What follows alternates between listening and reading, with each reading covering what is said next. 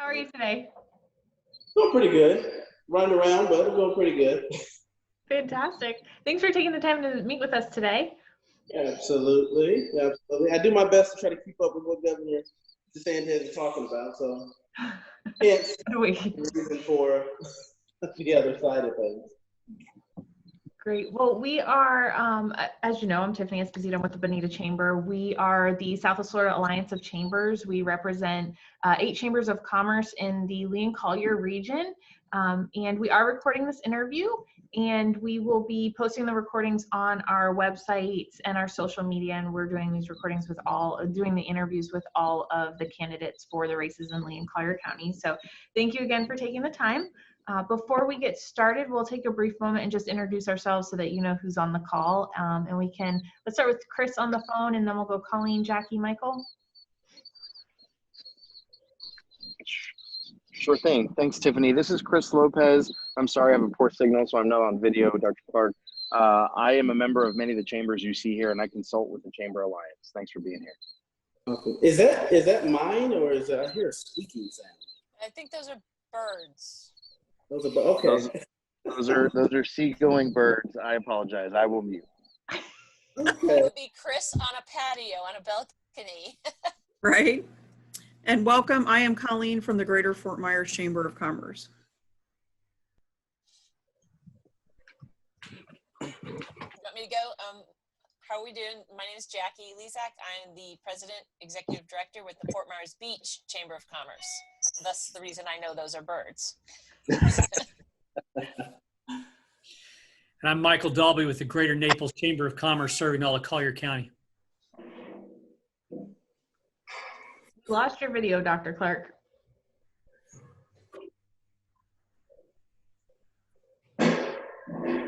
All right.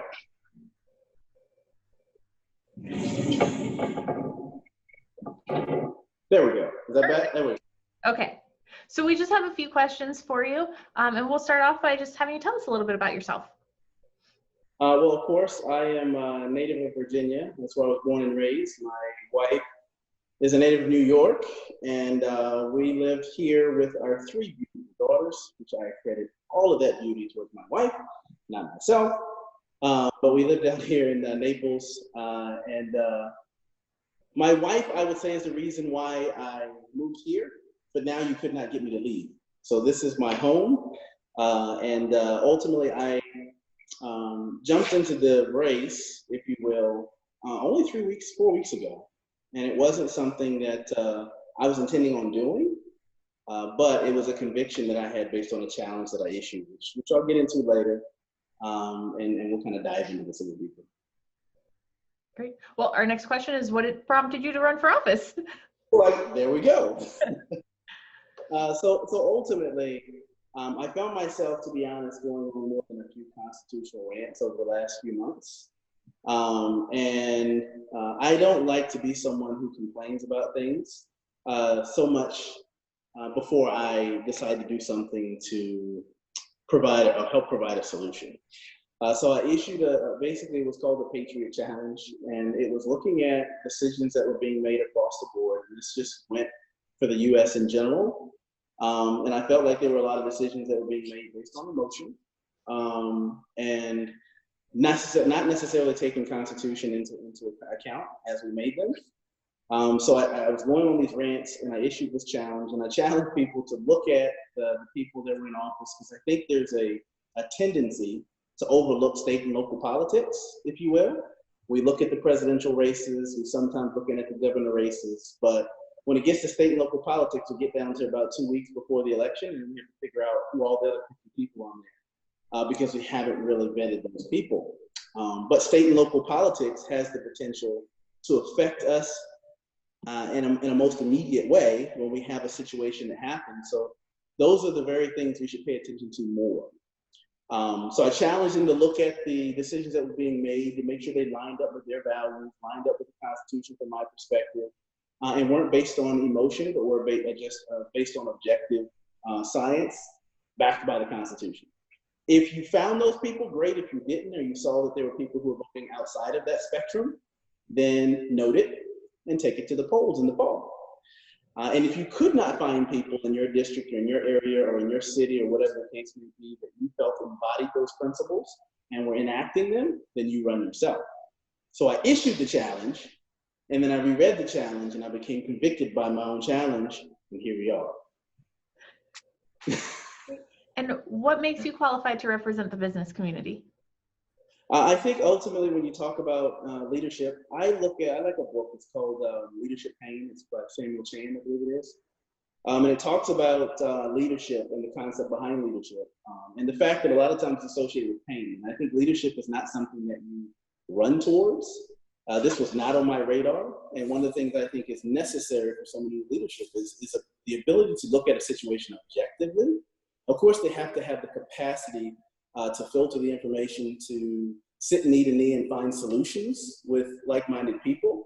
But you have to have the capacity to be objective. And I think you also have to understand one point.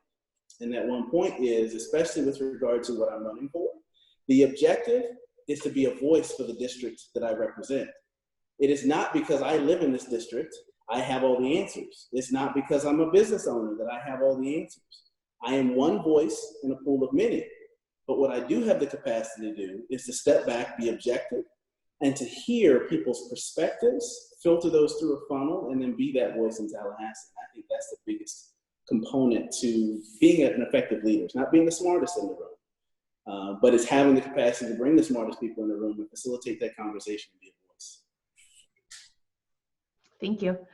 In your opinion, what is the most pressing issue facing the Southwest Florida business community? And if elected, what will you do to address this issue? I think right now, I have an affinity for healthcare and for education, but that was prior to everything that's happened over the last few months. And I think some of the most pressing issues right now center around businesses, and I guess you have to roll in healthcare too, because we're still in the middle of this whole COVID-19 situation. And on one hand, we have healthcare in that we're understanding a new virus, if you will, and how to respond to it and how to keep people safe. But in the same hand, we have a business climate. And it's almost, I was reading an article the other day, and it basically stated that COVID-19 is like anti-business, right? Because we have a lot of businesses, big and small, who are really struggling right now and trying to make ends meet and figure out how to be creative in this environment to survive. And then the livelihoods of a lot of our community are attached to a lot of these small businesses, because I think that's like the lifeline or the breath of this community, whether we talk about tourism or whether we talk about the restaurant industry, things of that nature. So I don't know if there's one answer, because we have so many different things intertwined. But we do have to find a solution where it doesn't, in my opinion, involve us destroying the business climate, because I think the after effects of that are going to be, I don't want to say far greater, but they're going to be a big problem also in facing the COVID-19 crisis right now. So I think it's going to take a lot of collective, objective conversation with the business community to figure out what ways we can adapt so that we can help businesses not only survive this period of time, but thrive thereafter, so that they are there once this is all over. Thank you. As you know, Southwest Florida's economy is heavily dependent on the leisure and hospitality sectors. If elected, what would you do to encourage economic diversification in the region? I'm a big proponent of open, honest dialogue. So I want to hear ultimately from that community as to what the hardest, what the things that are most difficult or that they need to help with, so we can actually find solutions for that. With regard to hospitality and tourism right now, I know one of the biggest things over the before this COVID-19 was really the issue with water quality. And I think that's a big thing that we have to tackle in the environment, because it hit that industry very, very hard. And I had friends, that before COVID happened, with regard to the red tide and things of that nature from before, they took a 50% hit in their income. And I think that's a big thing that I think we need to address.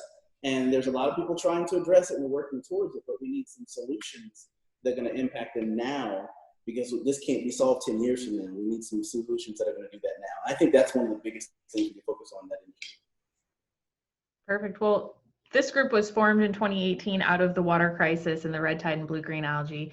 So it's It's been our #1 priority and it remains our #1 priority. So if elected, what specific projects would you advocate for to improve and protect Southwest Florida's water quality?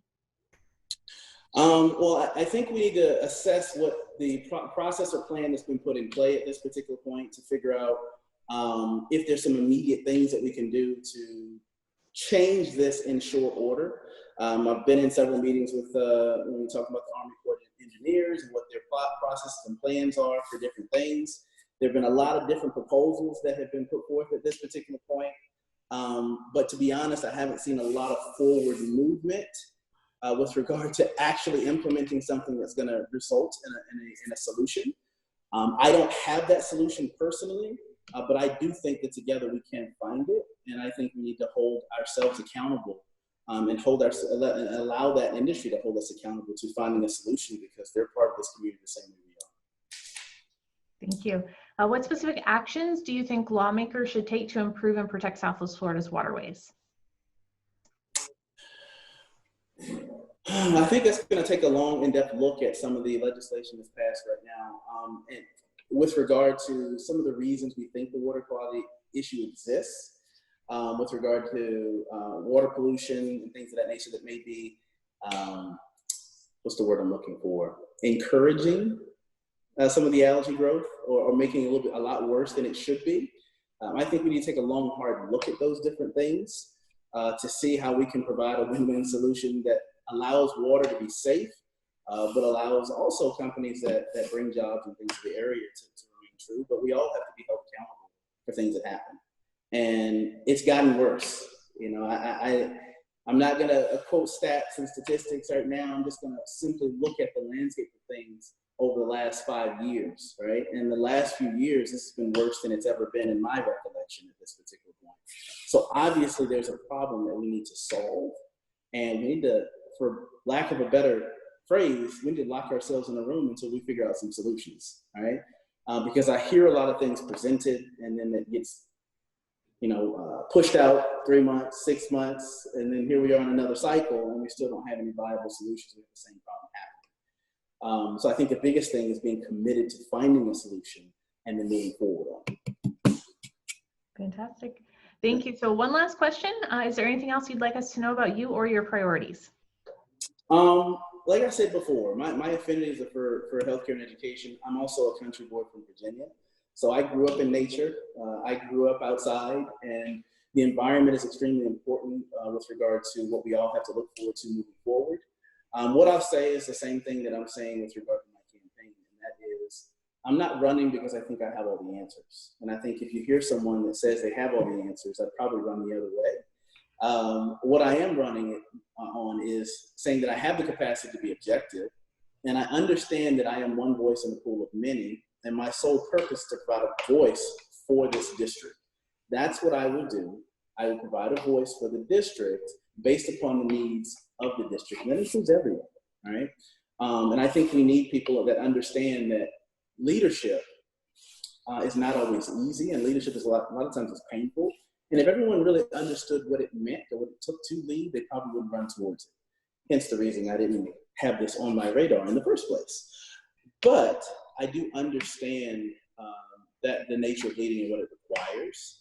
And I want people to understand and trust that my resolve for truth, for justice, and for results, I don't think can be questioned, and not because I have all the answers, but because I know we can find them together.